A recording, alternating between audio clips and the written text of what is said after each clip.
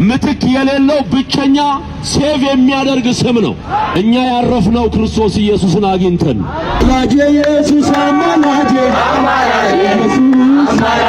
እኛ ከኢራን ጉዳይ ከእስራኤልም ጉዳይ የሚቀድም ነገር አለ። መቼም ሰው የራሱ ቁስል እያለ ሌላ ሰው ቁስል ለማከም አይሄድም። እኛ ወገኖቻችን ክርስቲያን ስለሆኑ ማህተብ ስላሰሩ ብቻ በየቀኑ ይገደላሉ። በዚህ ልክ ማስመሰሉ ግን ለምን አስፈለገ? በነገራችን ላይ እንደዚህ ጊዜ እንደዚህ ዘመን ቤተክርስቲያን በጳጳሳት የተዋረደችበት ጊዜ የለም። ጳጳስ እኮ እንዲህ ያለቀሰ ፍትህ አይጠየቅም እኮ። ብዙ የሚታዘዙት በሚሊዮን የሚቆጠሩ እኮ ህዝቦች እኮ አሉት።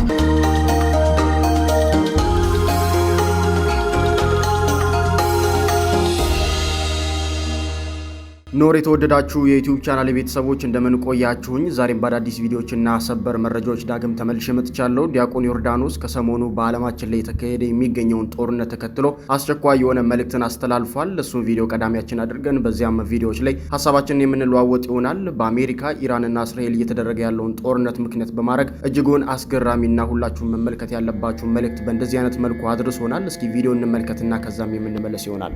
ዓለምን እንደ ልባቸው የሚያደርጓት የፈለጉትን ህግ የሚያወጡ በማንም ላይ የፈለጉትን የሚጭኑ ሀገራት ስንት ሆኑ? ነገሩኝ። ከነዚህ መካከል በትክክል ፓወሩ ያላትና ዓለምን እንደ ፖሊስ እንዳለቃ ሁሉ እንገዛለን የምትል አሜሪካን አለች። ይህንንም ብላችሁ ትንሽ የዓለም ፖለቲካን ትንሽ ብንረዳ ጥሩ ነው ብዬ ነው። ምክንያቱም ስለ ጂኦፖለቲክስን በለው ስለምንም በለው ለመረዳት የመጀመሪያው ነገር እንድታውቁት የሚያስፈልገው የተባበሩት መንግስታት ድርጅት ሲቋቋም የተነገረን ነገር ምንድነው? ከዚህ በኋላ መንግስታት እኩል መብት ይኖራቸው፣ ሁሉም ነገር በጋራ ይወሰን፣ በጋራ እንኖር ነው። ነገር ግን አንድም ቀን መንግስታት ተሰብስበው የድሃን ፈቃድ የድሃ ሀገራትን ፈቃድ ፈጽሞ አያውቁም። በቀደም አሜሪካ ለዚምባብዌ መንግስት ማስጠንቀቂያ ጻፈች አይደለም? ለጤና ጉዳይ እርዳታ ልስጥ ብልህ እምቢ ብለኛል ወዮልን ማለት ለነ ኤመርሰን ምናንጋጋዋ ለፕሬዚደንቱ ማለት ነው። እርዳታ 300 ምናምን ሚሊዮን ዶላር ልስጥብኝ ለምን ቢባል ኢትዮጵያ ፈርማ ይላል አሜሪካ እርዳታ ለመቀበል። ውሉን ስትመለከቱት ኬንያና ዚምባብዌ ችግር ነው፣ መጥፎ ነገር አለ ውስጡ ላይ። የኛዎቹ እድሜ ይስጣቸው ዶንቆሮው ብዙ ነው። መፈረም ነው ዝም ባገኘ ሆነ መፈረም ነው ብቻ ዶላር ይምጣ መፈረም። አስባችሁታል? ከዚምባብዌ እንኳን ሰን ማለት ነው። ዚምባብዌ ውስጥ እኮ ዳቦ ለመግዛት ቢሊዮን የሚከፈልባት ሀገር እኮ ነው ለዳቦ። ነሙጋቤ በደንብ አድርገው አንበርክከዋት ሄዱ። አሁን ደግሞ የዛኑ ፒኤፍ ትርፍ የሆነው መናንጋጋዋል እና ነፃነት ብሎ ነገር መብት ብሎ ነገር ይሄ ማወራላችሁ ስለ ፖለቲክስ ነው፣ ስለ ፖለቲካ ነው። ዋናው ጉዳያችን ግን ኒው ወርልድ ኦርደር የሚሉት እነሱ ሊግ ኦፍ ኔሽን መመስረትና የተባበሩት መንግስታት ድርጅት ነው። አሁን ደግሞ የዓለማችን ኦርደር ምንድነው ካላችሁ፣ አሁን ዓለም ላይ የዓለማችን ኦርደር ማለት ዓለም የሚገዛበት አንድ ህግ ነው ያለው። እሱም ህግ አሜሪካ ናት፣ ሌላ ህግ የለም። አሜሪካ ካለች መሆን አለበት። አሁን አሜሪካን ቻሌንጅ የሚያደርጉ መጡ አይደለም? ሶቪየት ዩኒየን ኮልድ ዋር ካበቃ በኋላ በፈረንጆቹ 90 ዓመተ ምህረት አካባቢ 91 ላይ አሜሪካን ቻሌንጅ የሚያደርጉ እነማን መጡ? ቻይናና ራሽያ። እንድታውቁት የሚያስፈልገው ነገር ቻይናና ራሽያ አሜሪካን ተቃወሙ ማለት ለዓለም ይጠቅማሉ ማለት አይደለም። እኔ ብዙዎቻችሁ ደጋግሜ የምነግራችሁ ራሽያ የክርስቲያኑ ዓለም ተወካይ፣ ለክርስቲያኑ ዓለም ምትራራ፣ ፑቲን የክርስትና በተለይ ኦርቶዶክስ ጠበቃ አድርጋችሁ የምትወስዱ ሰዎች፣ አሁን እንደምታዩት መካከለኛው ምስራቅ ችግር ውስጥ ነው ያለው። መሰረታዊ ነገር እኛ ከኢራን ጉዳይ ከእስራኤልም ጉዳይ የሚቀድም ነገር አለ። መቼም ሰው የራሱ ቁስል እያለ ሌላ ሰው ቁስል ለማከም አይሄድም። እኛ ወገኖቻችን ክርስቲያን ስለሆኑ ማህተብ ስላሰሩ ብቻ በየቀኑ ይገደላሉ። ግድያም አይነት ሞትም ጎዳና አለው። ወፍና ወይሆን ለሞት እግዚአብሔር ውእቱ ይላል ቅዱስ ዳዊት። ስለሱ ሲጠይቁት አፍሪካ የሚያስፈልጋት እንደሱ አይነት ሰው ነው። እንደሱ አይነት ሰው ብየስል አምባገነን ነው የሚያስፈልጋት ብሎ ይላል። አምባገነን ነገር ግን ሀገሩን የሚወድ የማይሰርቅ አምባገነን ነው የሚያስፈልጋት ብሎ ያምናል። እሱ እንግዲህ እንደሚታወቀው እንግዲህ ዓለማችን በይሳት በከፍተኛ ውጥረት ውስጥ ነው የምትገኘው። ኢራን ከእስራኤልና ከአሜሪካን ጋር ጦርነትን ገጥማለች። ዓለማችንም እንግዲህ የሶስተኛው የዓለም ጦርነት ስጋት ውስጥ እንዲገባም አድርጎታል ማለት ነው። ይህንን ተከትሎ ዲያቆን ዮርዳኖስ እጅጉን አስገራሚ የሆነ መልእክትን ያስተላለፈው ይህንን ሁላችንም ልንገነዘብ እንደሚገባንም እንደዚሁ አሳስቦናል ማለት ነው። ከዚህ ጋር በተያያዘ የእስልምና እምነት ተከታዮች ዋና መሪ የሆኑትም እንደዚሁ ከኢራን ጎን እንደሚቆሙ የወጣው መረጃ በርካቶችን አስገርሟል። በዛም ምክንያት እንግዲህ የተለያዩ ሀሳቦች የተሰነዘሩ ይገኛሉ። ከዚህ ቀደም እንደሚታወቀው ጠቅላይ ሚኒስትር ዶክተር አብይ አህመድ ከኩዌት ጎን እንደሚቆሙ እንደዚሁ መልእክታቸውን አስተላልፈው እንደነበረ እናስታውሳለን። ታዲያ የዚህ የእስልምና እምነት ተከታዮች መሪ የሆኑት መልእክት ታዲያ ከጠቅላይ ሚኒስትሩ ጋር የሚቃረም መሆኑ በርካቶችን በይሳት እያነጋገረ ይገኛል። ሀሳባቸውንም በእንደዚህ አይነት መልኩ ሲያስተላልፉም ተመልክቻለሁኝ። ወደ ውጭ ሀገር ከመሄዳችን በፊት በሀገራችን ውስጥ ብዙ ሊወራላቸው የሚገቡ ጉዳዮችም አሉ ሲሉ ጠንከር ያለ መልእክታቸውን እንደዚሁ አሳስበዋል። እስኪ ከዚህ ጉዳይ ጋር በተያያዘ ሰዎች ምን አሉ የሚለውን በቪዲዮ እንመልከት። አሁን እየተሰማ ሰበር መረጃ አለ። የኢትዮጵያ እስልምና ጉዳዮች ጠቅላይ ምክር ቤት ፕሬዝዳንት ሼክ ኢብራሂም ቱፋ አዲስ አበባ በሚገኘው የኢራን ኤምባሲ በመገኘት ከኢራን ጎን መሆናቸውን በይፋ አረጋግጠዋል። የኢራን ከፍተኛ መሪ በደረሰባቸው ጥቃት መሞታቸውን ተከትሎ ሼክ ኢብራሂም የሐዘን መዝገብ ላይም ፈርመዋል። የኢትዮጵያ ሙስሊሞች በዚህ አስቸጋሪ ወቅት ከኢራን አይነት ዜናዎችን ስሰማ ወደ ልብ የሚመጡት በሀገር ውስጥ ያሉ ሰብአዊ መብት ጥሰቶች፣ የሰው መገደሎች ናቸው ትዝ የሚሉኝ። ቅርብ ጊዜ እንኳን የምታስታውሱ ከሆነ በአርሲ ኦርቶዶክስ ክርስቲያን በመሆናቸው ከ21 ሰዎች በላይ ተገለዋል። ሌሎች ደግሞ ከባድ የአካል ጉዳት ደርሶባቸዋል። የራሳችን ወገን ባጣንበት አክራሪዎች በሃይማኖት ጽንፈኝነት ተነስተው ሌሎችን ለማጥቃትና ለማጥፋት በተራመዱት እርምጃ የተለያዩ የሃይማኖት ተቋማቶች መግለጫ መስጠት ሲገባቸው አንድ ሰው በሀገሩ በሃይማኖቱ ምክንያት መሞት መገደል የለበትም ሊሉ ሲገባቸው ሁሉም ዝም ባሉበት በዛ ሁኔታ ላይ ልክ እንደዚህ አይነት ዜና ሰሙ ደግሞ ልባችሁ በጣም ይሰበራል፣ ያዝናል። አሁን ኢትዮጵያ በጥጋባቸው ምክንያት የራሳቸውን ኢንተረስት ለማሟላት ወደዛና ወደዚህ ሚሳኤል በሚተኳኮሱ ደረታቸውን በመሳሪያና በጉልበት ባሳበጡ ሀገራት መካከል ገብታ ከዚህ ጎን ነኝ ከዛ ጎን ነኝ ማለቷ በክፉ አገራት ወይም እኛን ሊያጠፉ አቅም ባላቸው በታጠቁ ሀገራት ክፉ አይን እንድትታይ ከማድረግ ባለፈ ለኢትዮጵያ የሚጠቅማት ምንም አይነት ጥቅም የለም ባይ ነኝ። በቅርብ ጊዜ እንኳን በሀገራችን ውስጥ በተቀሰቀሱ ጦርነቶች ብዙ ሴቶች ባሎቻቸውን፣ ብዙ እናቶች ልጆቻቸውን፣ ብዙ ህፃናት ወንድሞቻቸውና እህቶቻቸውን የተነጠቁበት፣ ሌሎች ቀሪዎች ደግሞ አካል ጉዳተኛ ሆነው የእድሜ ልክ ሐዘንና ጸጸት ያተረፉበት በትግራይ የተነሳ ጦርነት እንዲሁም በአማራ ክልል የተነሳ ጦርነቶች አሉ። በእነዚህ ጦርነቶች ውስጥ ብዙ ቤቶች በሐዘን ተመተዋል። ብዙ ህፃናት ከትምህርት ገበታቸው ተፈናቅለዋል። ሌሎቹ ሞተዋል። ህፃናት መማር ባለባቸው እድሜያቸው ላይ የባሩድ ሽታ እያሸተቱ በየቤታቸው በሞት ፍርሃት ተሸብበው እንዲደበቁና በስጋት እንዲወድቁ ተደርጓል። የትኛውም የሃይማኖት ተቋም በእነዚህ እልቂጦች በእነዚህ እርስ በርስ በምናደርጋቸው መጫረሶችና መታኮሶች ላይ ኖ ሃይማኖት ይሄን አይፈቅድም፣ አንተም ተው አንቺም ተይ ብለው የእርቅን ስምምነት ሲያደርጉ ወይም የሰላምን መግለጫ ሲሰጡ የትኞቹም የሃይማኖት ተቋሞች አላየንም።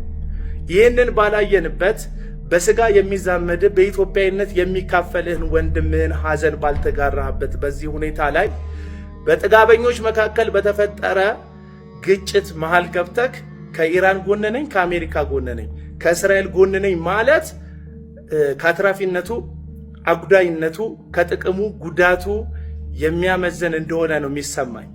እኔ እንደዚህ አይነት ነገሮችን ስሰማ ግብዝ ከመሆን ያለፈ ነገር አይመስለኝም። መቼም እንስማማበታለን። እኔ ይህንን ነገር የማወራው ወንድማችሁ ሃይማኖት አለኝ። ሰብአዊነት ላይ ካልተመሰረተ እምነትህ ግን በጣም አሳዛኝ ነው ብዬ አስባለሁ።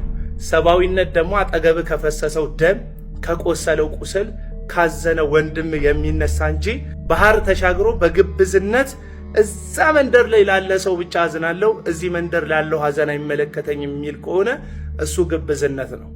እና ግብዝነታችንን ብናስተካከል መልካም ነው እላለሁ። መልካም ቀን። ከሰሞኑ እንደምናስታውሰው በአርሲ አካባቢ በርካታ ኦርቶዶክሳውያን ባልታወቁ ሰዎች ጥቃት እንደተፈጸመባቸው ሲዘገብ ነበረ። ያንን ተከትሎ ታዲያም የሀገረ ስብከቱ ሊቀ ጳጳስ የሆኑት ከዚህ ቀደም ሲናገሩት የነበረውን ጉዳይ እንግዲህ በመሻር ዛሬ ላይ እየተገደሉ እንደሆነ በዛ የሚገኙ ክርስቲያኖች በከፍተኛ ስቃይ ውስጥም እንደሚገኙ እንደዚሁ እየተናገሩ እንደሆነ ለመመልከት ችለናል። ታዲያ እኚህ ሊቀ ጳጳስ ይህንን ንግግራቸውን ተከትሎ በርካታ ተቃውሞዎችም እንደዚሁ እየተሰነዘረባቸው ይገኛል። ከዚህ በፊት እኛ ስንጮ ክርስቲያኖች እየተሰቃዩ ነው፣ ክርስቲያኖች በእምነታቸው ምክንያት እንደዚሁ እየተሳደዱ ነው ተብሎ ሲነገር እኚሁ ጳጳስ አደባባይ በመውጣት ሁሉም ነገር ውሸት ነው ሲሉ አጣጥለው እንደነበረ እንደዚሁ በማስታወስ ዛሬ ላይ እንደዚህ አይነት ንግግር ይዘው መምጣታቸው ነገሩን እጅጉን በርካቶች እንዲነጋገሩበትና ውስብስብ ጉዳይ እንደሆነም እንደዚሁ እንዲመላከትም አድርጎታል ማለት ነው። ይህን ተከትሎ በርካቶች ጠንከር ያለ መልእክታቸውንና እኚህን ጳጳስ ሲወቅሱና እንደዚሁም ደግሞ ሲተቹ ተመልክቻለሁ። ከዚህ ጉዳይ ጋር በተያያዘ እስኪ የተሰሩ ቪዲዮዎች መካከል አንዱና ዋናውን ወደ እናንተ ላድርስ። በዚህ ልክ ማስመሰሉ ግን ለምን አስፈለገ?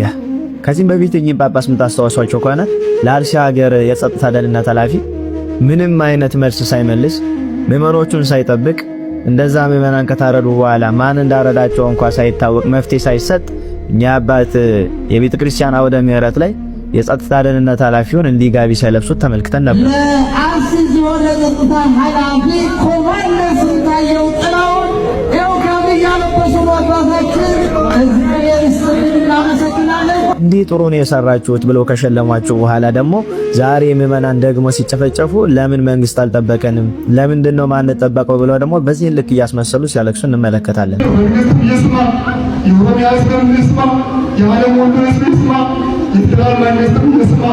ታረድን ሞትን ለምንድን ነው የምንባለው? መንግስት ለምን አይሰማን? በነገራችን ላይ እንደዚህ ጊዜ እንደዚህ ዘመን ቤተክርስቲያን በጳጳሳት የተዋረደችበት ጊዜ የለም። ጳጳስ እኮ እንዲህ ያለቀሰ ፍትህ አይጠየቅም እኮ።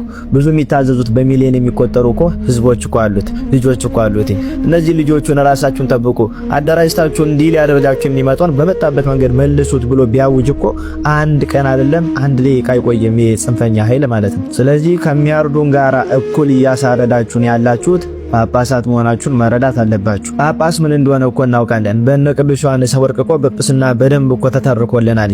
ቅዱስ ዮሐንስ አፈወርቅ እኮ ለአንዲት ደሃ ሴት መበለት ብሎ መሬቷን ንግስት ብትቀማባት ለምን የዛች ደሃ መበለት መሬት ይቀማል ብሎ ንግስቲቱን ያወገዘ ይታያችሁ። ለመሬት ብሎ ለአንዲት ደሃ መበለት ብሎ ንግስቲቱን ያወገዘ ከቅዱስ ሥጋ ከክቡር ደሙ እንዳትሳተፍ ያደረገና በዚህ ምክንያት ስቃይን ሳይፈራ ለአንዲት መበለት ያ ትልቅ ፓትርያርክ በብዙ ሀገር ተሰዶ በስቃይ ነው ያረፈ። አሁን ግን ምዕመናን ለምን መሬት ይቀማባቸዋል፣ ለምን ይወረስባቸዋል እያልን ሲሆን ለምን ምዕመናን በሀገራቸው ላይ ይጨፈጨፋሉ፣ ይሞታሉ ብሎ የሚጠይቅ ጳጳስ እንኳን ጠፍቷል። ስለዚህ ብትችሉ አሁን ያላችሁ ምዕመናን ሊያርዳችሁና ሊገላችሁን የመጣን ጠላት ዝም ብላችሁ እጃችሁን አጣጥፋችሁ አትመልከቱ።